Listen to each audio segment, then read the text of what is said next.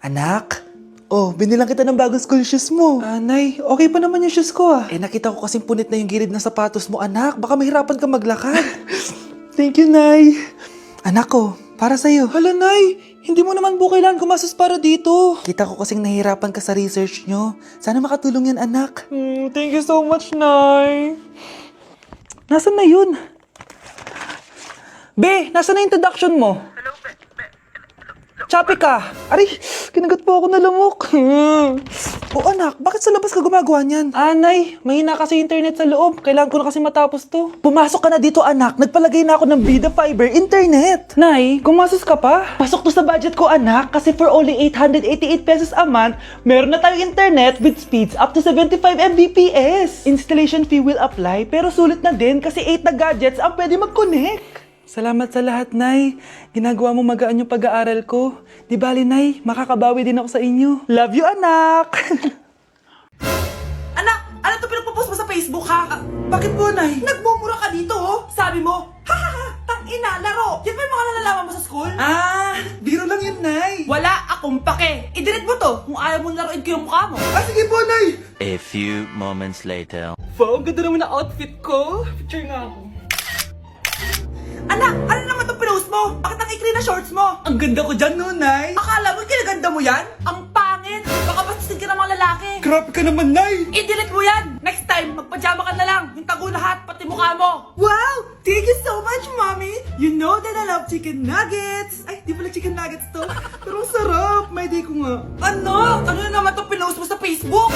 Yung niluto niyo po, Nay, shinare ko lang sa Facebook. Itlog lang ipapost mo pa? Hiya ka naman. Dapat pinapost mo yung mga masarap na pagkain. I-delete mo yan. Lahat naman pinapadelete mo. Tapos may nagko-comment pa sa post mo, sabi nila, ang pangit ko daw! Deserve. Alam mo, I-delete mo na lang yung Facebook mo. tama na!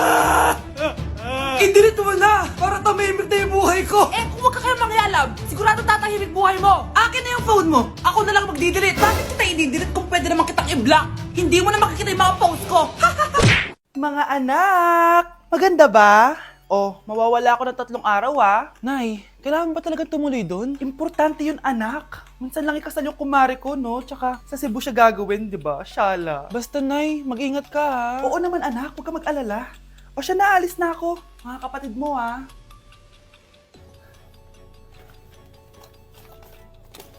Saan yung wallet ko? Ay, kuya!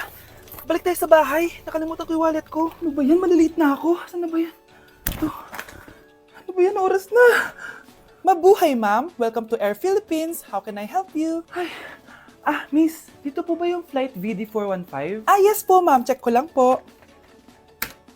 As per dito, ma'am, nakaalis na po yung aeroplano. Ha? Hindi ako pwede malit sa kasal na kumari ko. Kailangan ko umabol. Ma'am, kailangan niyo po ulit mag-rebook So, ang next available flight is bukas pa po, ma'am. Ano ba yan? Gawin mo ng paraan. Diyos ko, sayang lang pera ko. Wala palang kwenta tong airlines niyo Uwi na nga lang ako. Sorry, ma'am.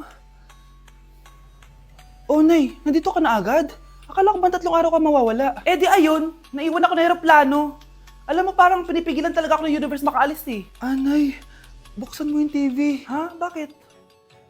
Breaking news! Nandito tayo ngayon sa site kung saan nag-crash ang flight VD415.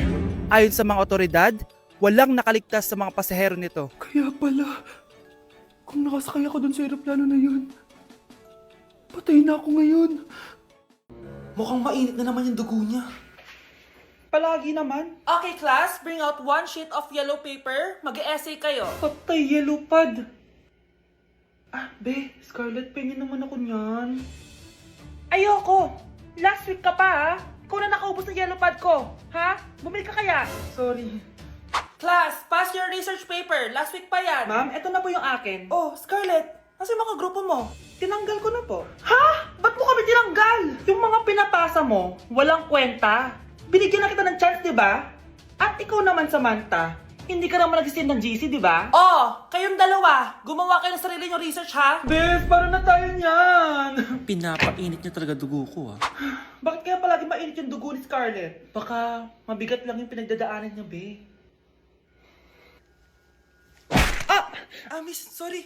Okay ka lang? Ano ba yan? Kasi tumitingin sa dinadaanan eh. Bes, tignan mo. Bulag ka ba, ha? Kita mong dumadaan ako dito tapos babanggiin mo ako? Wow, maldita ka! Kala mo di kita papatulan? Oh, bakit? Porket cute ka? Porket type kita? Ayun, love life lang pala kailangan niya. Nakakakilig sila, bes. Type niya daw ako? Nakakainis, ba't ko ba nasabi yun? Anak, malapit na Valentine's, wala ka pa rin jowa? Anong wala? Papunta na dito yung manliligaw ko, Nay. Talaga ba? Siguraduhin mong pogi at mayaman yan, ha? A few moments later. Tao po. Hello. Ito, para sa'yo. Konti lang to. Sana ma-appreciate mo. Wow, thank you. Anak, yan na ba yung manliligaw mo? Bakit parang di naman mo kamayaman? Nay, ano ba? Hello. Para sa'yo. Bagong iPhone, bagong iPad, car, at house and lot. May gusto ka pa ba? Ayan yung gusto ko. Yung mayaman. Yung ibibigay lahat ng gusto namin. Hindi ko man mabibigay lahat sa'yo, pero mamahalin kita ng tunay. Nagmamahalan nga kayo. Gutom naman. Ako piliin mo. Ibibigay ko sa'yo lahat. Anak, ayusin mo yung pagpili mo. Ikaw yung napili ko. Sabi na ako pipiliin mo. Ang napili kong i-busted. Ikaw yung gusto kong makasama. Na-appreciate ko lahat ng binigay mo sa akin. Ang bobo mo talaga, anak! Boss, pinapatawag ka na ng daddy mo sa mansyon. Sige, papunta na ako. Hindi pala siya gold digger. Sasama kita. So, mayaman ka talaga? Yun naman pala. Sama din ako sa mansyon mo. Hindi pwede, Nay. Bawal sumama ang mga gold digger. Tara na, babe. Una na po kami. Thank you for the roses. Thank you for the roses. Oh, now there's a fire. Thank you for the ice cream. Thank you for the roses. Anak, anong ginagawa mo? Nay, ginagawa ko yung AI na trend sa TikTok yung nagla-live. Anong AI live na kabaliwan na yan, ha? Madami daw kasi nagsisend kapag ganun. So, pwede ako yumaman. Yayaman? Talaga lang, ha? Oo, Nay. Ang dami ko na nga nakuha ang pera, eh. Talaga? Marami ka ng pera? Sige, tuloy mo na yan. Oh, thank you for the ice cream. A few moments later. Thank you for the flowers. Oh, now there's a fire. Nay, ano pong ulam natin? Thank you for flowers. Nay, gutom na kami. Wala pa rin ulam. Oh, anak, kung na muna bahala sa kapatid mo. Magluto ka muna dyan. Pero Nay, buong araw ka na nagaganyan. Nakakalimutan mo yung mga anak mo. Thank you for TikTok. Kita mo nagpapayaman ako dito, di ba? Gusto mo mag-live ka din para may silbi ka naman at di ka pabigat. Thank you for the flowers. Thank you for the flowers.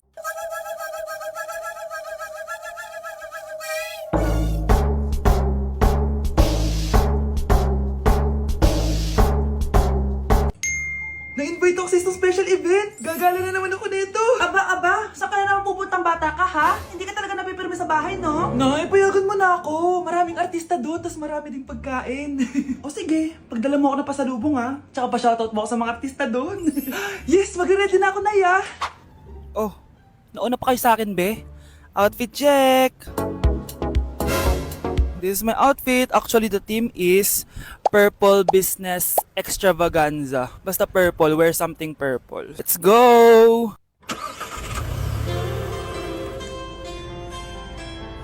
I'm so excited, guys, kasi balita ako may mga artista daw doon. So, I'll see you guys on the venue. So nakadating na tayo sa venue at invited tayo sa launching ng Pinoy Drop Ball ng Bingo Plus. Pagdating pa lang namin, pinatry na sa amin agad yung Pinoy Drop Ball. So ayun na nga, tinaya ko lahat ng token ko. So ayan guys, hinulog ko na yung 3 bola. Sobrang familiar ng laro na to kasi nakikita ko to sa mga perya dati. Charan! O diba, nanalo agad tayo ng 2. Sobrang useful ng mga napalalunan ko guys. At pumasok na kami sa mismong venue at sobrang ganda guys. At ito yung mga isi-serve na pagkain sa amin guys. Grabe, ang sarap talaga ng mga sinerve nila at ngayon lang ako nakatikim ng mga ganyan be.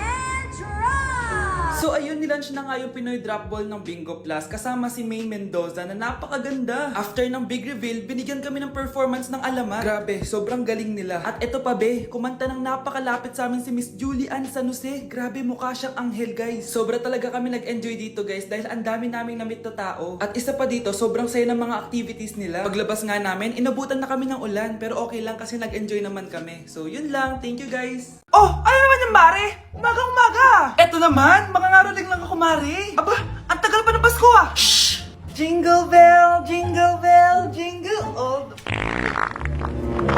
Sana naman pag nangangaroling, walang kasamang amoy, no? O eto, 50 pesos. Thank you, Mars! A few moments later. Mare! Oh, ano na naman? Andito nga pala yung inaanak mo. Di ba, Ninang Kaneto? Bakit mo ko dinala dito, Nay? Sino ba yan? Ang pangit-pangit naman eh. Ay, hindi ko ninang yan. Gusto mo lang ang pera, no? Sus! Eto nga, oh. May picture nga kayo ng binyag niya. Oh, eto. 1,000. Pwede na kayo umalis. Kahit pala pangit siya, mabait naman pala siya, Nay. Wait lang, Mare. Di pa tayo tapos. Di ba, Ninang Kaneto ang pangalawa kong anak? Meron pa? Hello po, Ninang. Oh, ito. 1,000. Last na yun, ha? May pambili na ako ng brief. Ay, oo, Mare. Last na yan. Nanganganak nata ako, Mare. Mare. Okay ka lang ba? Mare, ikaw ulit din ang neto, ha? Sige, Mare. Next year na lang, ha? Anong next year, next year? I-advance mo na yung birthday, binyag, at aginaldo neto. Mga 5,000 lang yun, Mare. At umuwi ka pang bata ka, ah? Anong oras na, oh? Di ba sexy bawal gabihin, ha? Parang wala nag-aalala sa'yo, ah. Nay, ginabi ako kasi. Gumawa kasi kami na research. Research mo mukha mo. Naglaro lang kayo ng mga klase mo, di ba? Halika dito. Ano? Magsisinungaling ka ba, ha? Ulitin mo ba yan, ha? Nay, panalo kami. Ako last shot. Panalo ka pa, ah. Di ba sabi ko sa'yo bago ka muna lumabas kasi may lagnat ka kahapon? Ang tigas talaga ng ulo mo. Ilang beses ko na sinabi sa'yo yan, ah. Halika dito. Na naman? Pasaway ka bata ka. Aray, Nay. Masakit na nga yung katawan ko sa basketball, eh. Ayan, ang kulit mo kasi. Sige na nga, punta ka dito. Oh, lagyan na lang natin yan ng Tiger Balm plaster para mabawasan ng sakit, ha? Sige po, Nay. Aray! Nay, dahan-dahan naman. Oh, ano, masakit? Ulitin mo pa, para mas masakit pa. Yes po, ma'am. Dok, ikaw ba yan? Anak, samahan mo ako sa doktor. Oh, bakit, Nay? May sakit ka? Oo, ipapacheck ko lang tong skin ko kasi alam mo na, tumatanda na nanay mo. Ay, akala ko naman kung ano. Hello po, Dok. Magpapacheck up sana ako. Yes po, ma'am. Dok, ikaw ba yan? Oo, ako to. Ano ba gusto mo? Para kasing ang oily ng skin ko tapos ang laki pa ng pores ko, oh. Di tamang-tama pala tong product na suot ko ngayon sa'yo. Try mo tong Glad to Glow Volcano Clay Stick. 2 to 3 times a week ko tong ginagamit kaya di na ako masyadong oily. Nabawasan din yung appearance ng mga pores ko at nag-brighten yung skin ko. Hindi din to mahirap ilagay sa hard part ng face like side ng nose at nakaka-clean din ng pores. Of course, this is FDA approved and 179 pesos lang to. The best ka talaga, Dok. Parang kailangan ko din yan, Dok. Oo, Scarlett, bagay to sa'yo. Lagyan mo buong katawan mo, ha? Huwag niyo ko ikulong. Hindi ako scammer. Itigil niyo na yan! Hindi si nanay ang scammer. Pero nasa bahay na to, ang totoong scammer. Hoy bata, huwag kang mangialam. Wala ka namang ebidensya. Pero Nay, alam ko hindi ko yung scammer. Tara na, sumama ka na sa akin. Mga anak, aayusin ko to, ha? Babalik din ako, okay? Kung sino man sa inyo yung totoong scammer, umamin na kayo!